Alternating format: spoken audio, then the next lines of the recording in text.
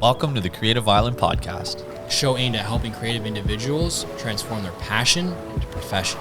Each episode will share powerful strategies, tips, and practical tools to empower you to create the income, the lifestyle, and the legacy you were designed for. We are your hosts, Adam Bowman, Jason Pepper. Enjoy the show. Boom! Another day in paradise. We're back in the regular room at Jason's condo. We finally got our fucking shit together. Sort of. But yeah, we're back in business. We're doing this shit again. For all the haters that didn't think we'd be here after however many episodes, like, just fuck off.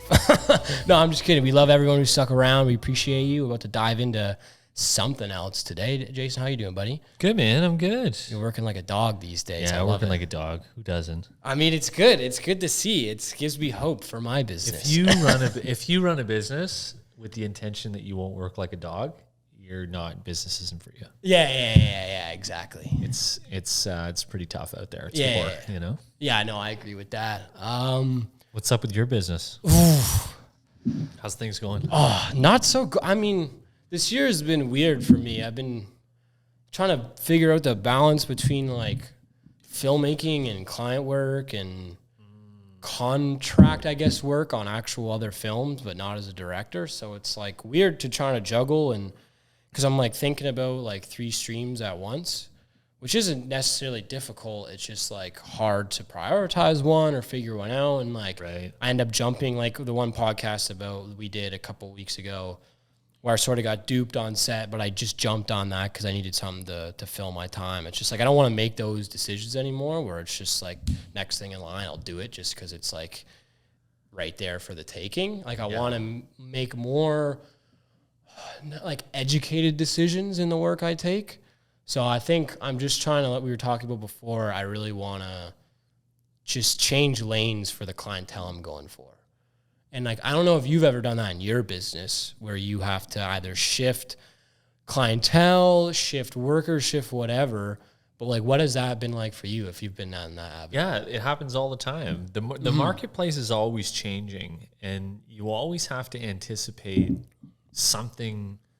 Like most things about your business won't ever stay the same. Yeah. Like very, very few things stay the same for a long period of time. Yeah. They're always going to be changing. We just changed a bunch of stuff, like to get more, we're trying to scale one of my businesses right now, and it's working. It's fine. It's just like when you scale all the good, but you also scale all the bad. The bag gets bigger too. Eh? And you scale the cash flow problems, you scale the issues and all the deficiencies along the way, and everything just becomes a bigger, hairier, uglier mess to clean up. But that's kind of part of it. And that's just business. You know, you always have to adapt to the marketplace. And like, if one lane's not working, you're going to know right away. You're going to get feedback or something that's going to be like, I know. You're getting it right now. Working. But just actually, there's only 3 real phases in our life. Okay. We're either going into a challenge, we're in a challenge, or we're coming out of a challenge. Interesting. And everybody's somewhere in that cycle. Yeah, and I think all the time we're either in the midst of something and, or we're anticipating something's coming, or we're just getting out of something and we're like, God, thank God I'm out, and there's always this perpetual thing, this wheel turning. So I don't know if that's helpful at all, but it's how I look at things. Like, hey, I'm just going like, this is my challenge phase right now. Perfect. Let's see, where am I at? Say those again. You're either going into a challenge, you're in a challenge, or you're coming out of a challenge. So right now you're going into one because you've got your premiere. We've been in one, I think. I mean, like it. Well, the problem was, this is where we're at. So I remember I was telling you, I think it might have been off pod. I was like, I had a new lead on a client that wanted to do sort of module-based learning for, I don't want to get into specifics, but like their class that they teach at a very high level of education. And when you see high levels of education, I think, holy shit, like that's a gold mine. I can like work my way up, find other clients that want to do this similar thing. Called him a bunch of times, the guy who didn't have his voicemail set up, so I couldn't even leave a message. So I was calling him, emailing him, texting him, everything. And then I think I was at the gym or something, and he's just like, like, sorry, dude, like, I'm not going to have to go ahead with this. So I took a fat L. So I was like, looking at that L, I'm like, hey, this is a decent lane to try to go down. Now I'm trying to wrap my head around either finding similar clients or similar work, because I think it's like an easy barrier of entry for me because I have all the gear. I wouldn't have to rent anything. It would just be super down and dirty. Editing would be super concise. I could even, if it scales a little bit, I could find an editor. But the whole problem I'm in even before that is like I work for a lot of artists and I love working for artists. But the problem is like I'm capped at a certain price point because they're all independent. And I don't have like, you know, the Justin Biebers or Drakes yet, obviously. True. So I'm trying to scale out. Like I'll still love working for the homies because it's more of a collaboration than like a hierarchy or whatever, which is just fun vanity work.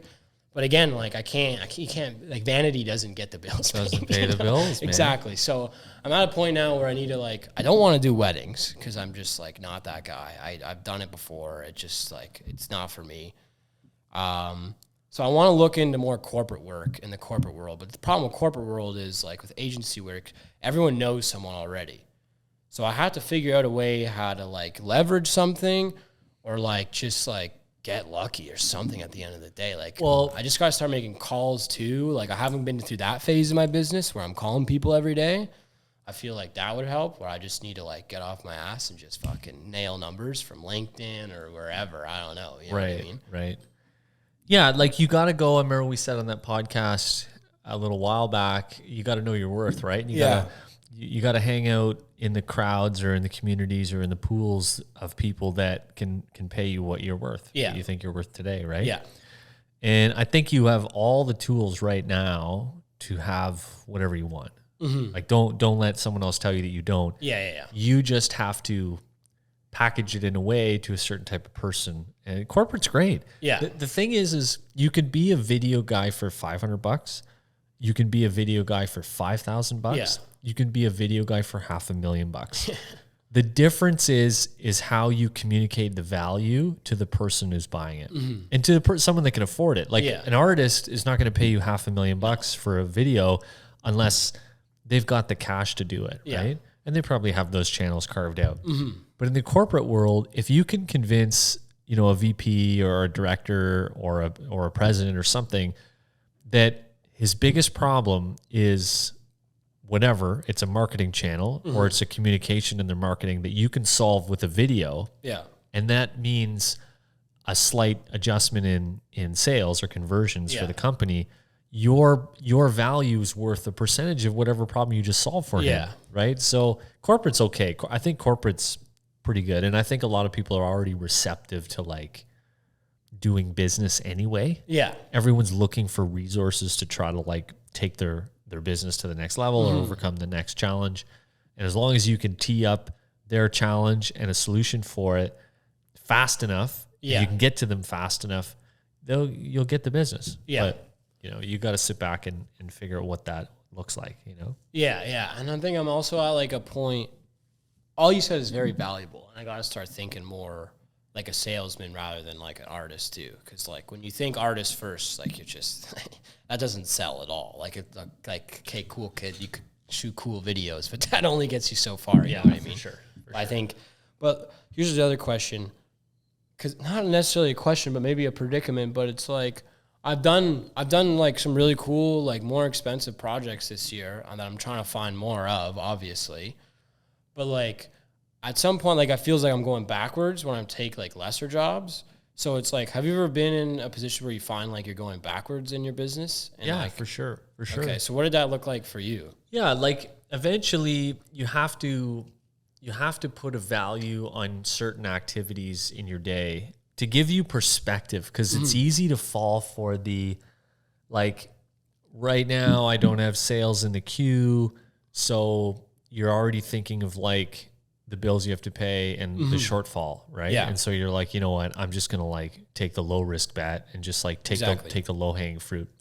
But the reality is when you sacrifice your long vision and you sacrifice all those all the long-term stuff, you just get in this cycle where you constantly fall for the low-hanging fruit all the time. Yeah. Right? You sell out, not sell out, but You just fall victim to it. And so I don't think that's a good habit, and you got to break that cycle as soon as you find you're in one. I was in one for a long time. And then, but then you realize, okay, wait a minute, like in my business, like we just hit record numbers in sales, which is amazing. Fire. But that's because I've finally figured out that I don't need to do all those other things. That as long as I do the sales portion, that there's enough money in the budget, there's enough revenue coming in. I take a smaller chunk, but I can do more volume. Yeah. And so it all adds up to the same or more. It's even more. Yeah, it's actually more. Yeah. And so that's just the trick. So it's like, hey, last month I made just enough to pay my bills. You got 30 days till the next bills are due. Like 30 days is a lot of time. Yeah. And if you make I used to make 100 phone calls a day. That was my expectation for the business when I was 100 a day. And then it became 100 a week.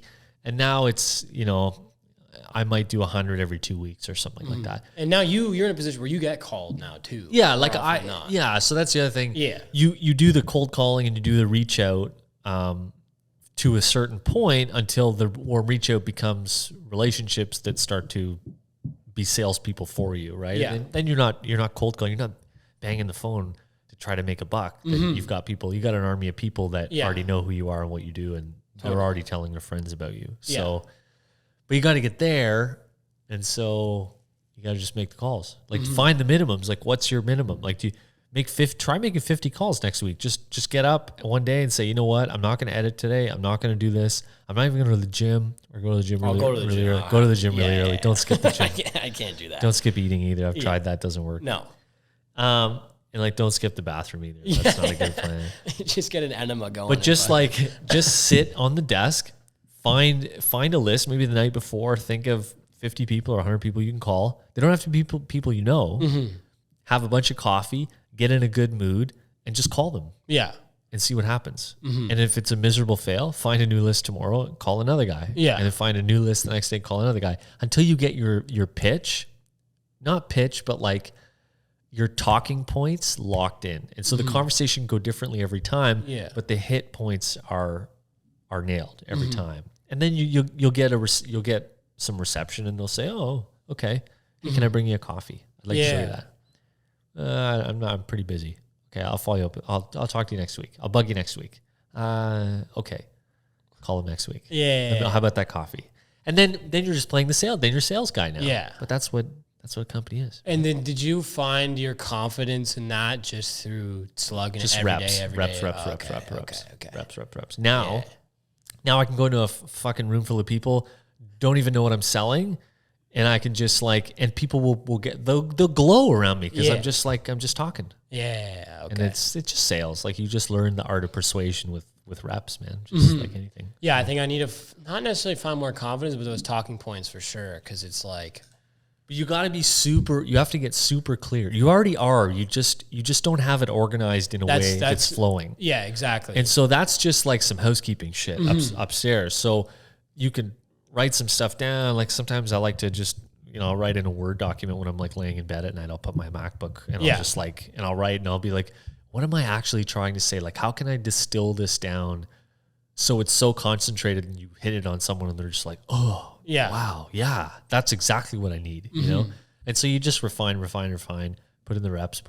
And it's like, and then all of a sudden it's just working and you're like, how does it work? But you've just ironed it out for fucking months or what. Yeah, I think I just need to I need to brainstorm who to call, because it's like, and suss out, like, just find people at different levels too. Suss out what's like completely not out of the scope, but like something I have to work up towards, where it's just like, hey, I'm not there yet. And then find out what like is too small to not work. Because I've done that in film school. Was my mistake, was going for like smaller clients like in Etobicoke, where they're barely eating themselves, so they don't have any like time. See, you're in the wrong pool. Yeah, that's what I mean. Like that's we didn't know, like me and my other business partner at the time, we had no idea where to go, so we just went local, and we were like, oh, all these businesses are bleeding right now. They have no room for like marketing or whatever. Even if it would like help them to get people in the door, they just wouldn't see that conversion. That's the other part, is like everyone, like what I've noticed now from like calls just over the course of years is a lot of people love to see case studies, and it's just like I have to figure out how to like create leverage without a clear case study that like shows them that it works, and just have the confidence and make it sound like I know what I'm doing, regardless if if it doesn't have a track record yet? Well, I don't know. So you can always get around a track record. You can always get around a track record by giving someone an outrageous offer. Okay. Something so good that they just can't say no to. Yeah. Even if you can't deliver on the thing you say, it's such a good deal that they can say yes, and if it doesn't go anywhere, they can still sleep at night and they move on. Yeah. Business owners make a lot of bets all the time on stuff. A lot of horses don't run the race. Yeah. But they bet on a bunch of stuff, and the 2 or 3 that perform really well, they just try to double down on those things, right? But you could at least get yourself in the race with a horse, and if you know what you're doing, it'll start to show for itself. Yeah. Like you could say, like I just for fun, you could say, hey, call up an organization. Hey, what's your marketing budget like? What has not worked in the past for you? Oh, I did all this stuff. It sucked. Well, listen, I take a new spin on it. I'm a filmmaker, and I help companies tell their story. If I told your story and I'd put it on social media and it reached 10,000 people, 50,000 people, 100,000 people in the city, you think that would drive a few more customers in your business? Yeah, probably do a few.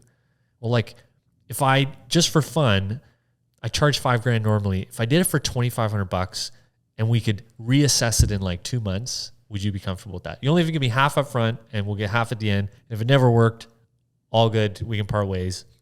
But if I get you 2 or 3 more customers, what's that worth? Yeah, if I got 2 or 3 customers, it's probably worth like $5,000 lifetime value or something. Okay, good. So like it's a no risk bet. Let's do it. Yeah.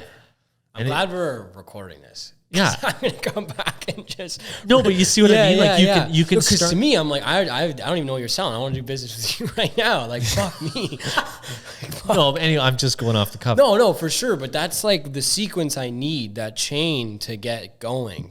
Because like sometimes like when I do a cold... Sorry to cut you off, but sometimes when I do a cold call, I just like, I don't even know... I'm just like, why am I fucking calling this person? Like, I don't know. You know what I mean? Like, I need to have more of that chain of things of like, not necessarily like they say yes, go here. If they say no, it's more just like throw them information that like makes sense to them in their world and not necessarily just video, whatever. But like how you phrase it, just like say a crazy number and then come down so it makes it seem like an insane deal or something like that. And then just like build you said, the value. Like get people to bet on me in terms of just like, even just like the conversion rate of like, how much is 3 customers worth to you or whatever. And then like, once they start thinking about that, then they're starting to think on your side.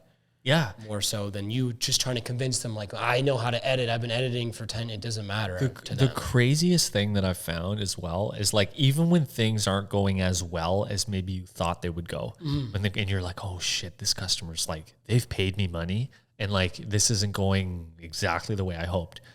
Just showing them some progress. Like, man, I'm just calling. I just wanted to show you. We got 11,000 impressions yesterday alone. 11,000.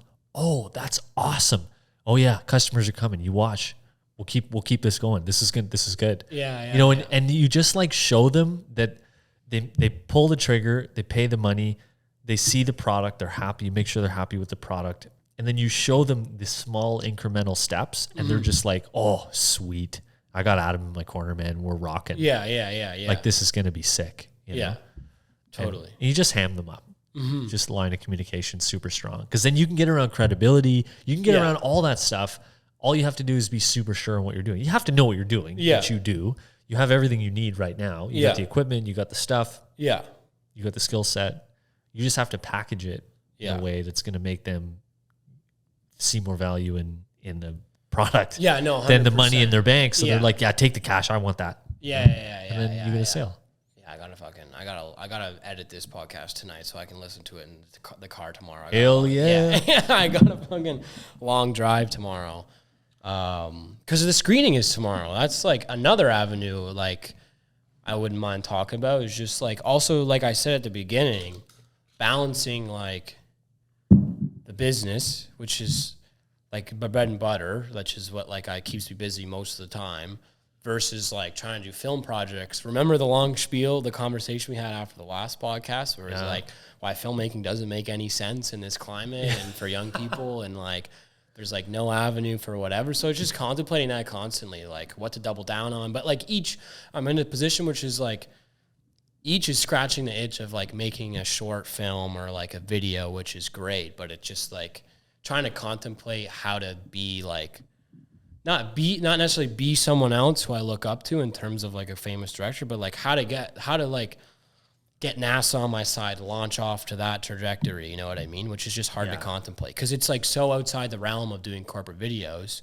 But Christopher Nolan got a star in corporate videos. He was a corporate video director. Yeah, you know so it's just like, I think that your story will be your story regardless of what it is, and like I'm not worried about like how it gets there. I'm just trying to contemplate on like the steps to make in parallel with the business, but also being able to like step forward as like a filmmaker and making films too. It's like hard.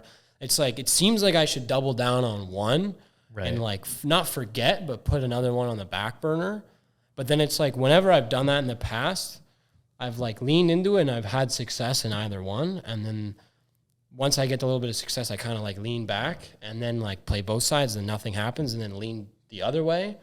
And then that sort of gets some success. And then I'm like lean back in the middle. And that's kind of where I'm at in the middle. And I'm just like, if I lean one way, like next time I got to stay more on that. If that's making any sense at all, where it's just like, if I use the tools you're giving me today, do I just like try to just grunt it out for the next 6 months and just only focus on like corporate video, or do I play this balance, or do I just straight up like say, fuck it, I'm not making any money for the rest of the year, we're just making a movie or something, which doesn't seem smart at all, but at the same time, it gets me a foot up. Like what's the riskier bet? Like like you've got two bets, right? So bet number one is like, I could spend my time and energy on something that is guaranteed to give me an income. Yeah. You know, plus or minus based on what I contribute. Yeah.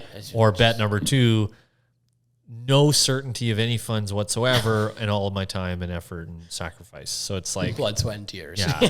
there's two lanes there. It's Which like there's an obvious lane and a not so obvious lane. Yeah. But yeah, so that's where it's just like constantly like trying to figure that out. Like I still have some work lined up, which is great, but it's just like I don't have much for September, and September's coming around the corner. I'm like a deer in the headlights right now. A full calendar of work is like, we just did crazy sales in 2 weeks, and it just, because we just doubled down. And so like we just double down, got a crazy result. And it was like, so your results are like this, you're this close away from a full calendar next week. Yeah. And it's funny you say that, because I did my first really good documentary on my neighbor, Walt Rustin. He was a great, like one of the like first street artists in Toronto, like the late 60s into the early 70s, went to OCAD. I just looked up to him and forever, and finally did this doc on him during COVID.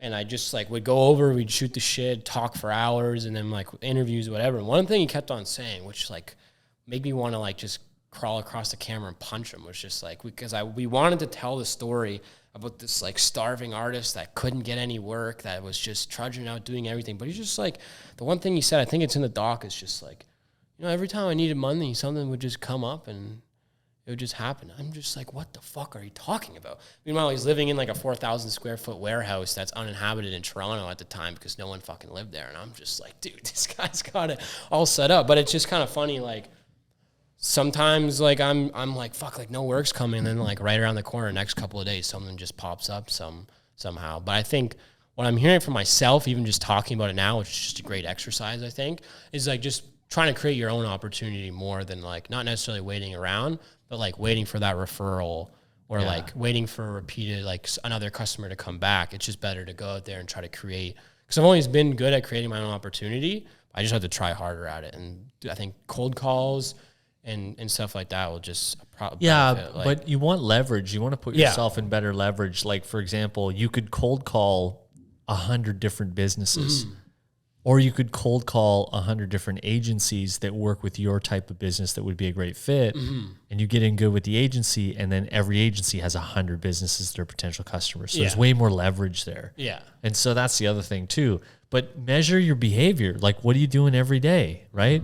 Are you making the phone calls? Are you sending emails? Are you following up? Are you just dropping in with coffee somewhere? Like, the end of the day, people do business with the people they like and they trust. And trust and likability is actually not a hard barrier to get over. As long as you're a personable guy and you show up and you're consistent, you meet the minimum. Fine, let's give them a shot. It's closer than you think. is what I'm saying. Totally, yeah. I don't know, a lot to think about, man. I also forget that I'm 23 sometimes, and it's like you don't have to have everything fucking figured out. You got to take a lot more L's in your life. Yeah, and you're like gonna get a few L's for sure. We're in a fat pit of an L right now, which is just great, though. I think that's like another cool thing I think I can bring to the table just for myself is just like being like, all right, we're in an L. Like, you know, you're in an L. Like, if you don't do anything about it, you're just like, you're not going to move from it. So you got to move. So right now I'm at like the recognition stage where I'm just like, hey, we got to get this shit moving fast or whatever. Gasoline, napalm, nuclear power, whatever it takes. Whatever it just takes. fucking put your foot on the gas and hopefully move forward. I think that's where I'm at now anyways. It's great to see you're doing good, though. It does give me hope. Like, Yeah, I'm just in the opposite cycle. Yeah. I'm coming out of a challenge, but I got one coming up, so it's all good. Which is funny because at the beginning of the year, you weren't, it was like crickets. times, yeah. But I was like swamped at the beginning of the year. So now it's just like, it's funny how it's cyclical like that. I mean, like you said, it'd be nice to have a full calendar, but it's freelance, so it's hard to get that. Yeah. But I know a lot of people out there that do have a full calendar in the same scope of work that I am, so I know it's out there. Yeah, It's just a matter of taking it for myself instead of like another business swooping in or something like that, or like finding untapped markets or just competing. You can always compete. Everybody's always looking for a new guy. Yeah, you know, you never know where somebody is in the cycle, right? Like, say a company's just hired a new film guy, they're probably not a good fit for you right now, but if you follow up long enough, they'll be ready for you. Yeah. Right? Because they're going to go through the same motions. They're going to like the guy in the beginning. He's going to do really well. Then he's going to lose interest. He's going to get all fat. His pockets are going to get all fat with cash. He's not going to care as much. And then his quality of work and service is going to go down. His relationship's going to fizzle out. Then they're going to be looking for a new guy. So you just want to contact a shitload of companies because everybody's going to be in a different phase of that cycle. Yeah. And so you want to capture as many of those as you can. You want to ride it out until it's your turn up to bat, you know? Yeah. And then, you know, you just try not to like fizzle out. Right? Yeah, because then you find someone that is like, that does want your batting average. And then by the time you're done with that, the person that was busy or had someone else might be ready to step up to the plate. So it comes in line with your timeline too, which would be great. Yeah. Totally. And then like the thing that I just described, I'll sort of pull that out individually, but like, it's really tough to run a business if you serve 100 customers a year or 1,000 customers a year or whatever you're doing. If you have to go find 100 or 1,000 new customers every year, you're not going to have the gas in the tank to work on your business. Like, you're just going to burn out. And so you have to find customers and then figure out how to keep them so that every year they come back for more. Yeah. Right. And so you predictable year over year revenue, you can predict stuff based on how many customers are. Instead of doing a job, thank you, bye, see you later. Yeah, see you never. And then you hope that they call you again. It's like, no, you hang on to that relationship. So if you let it go, you got to go find a new one next year. Next year could be a recession.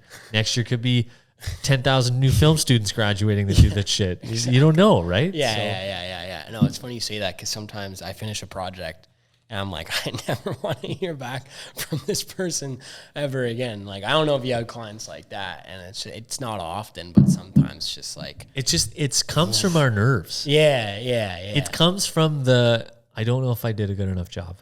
I don't know if or I don't know if I priced that correctly, or yes. It comes from a flaw in us. Yeah. And so but the thing is the people that really crush it, what you really figure out in the end is that it doesn't matter what the customer has, you just always follow up. And if you get negative, commentary, or maybe they say they don't want to work with you or something when you try to follow up again in the future, that's feedback. It's the most valuable feedback you can get to adjust your business so that doesn't happen again. Yeah. Right. And so, but most people don't take the advice. They don't want to hear it. They just, I don't want to know what's going on. Just give me my money and I'm out.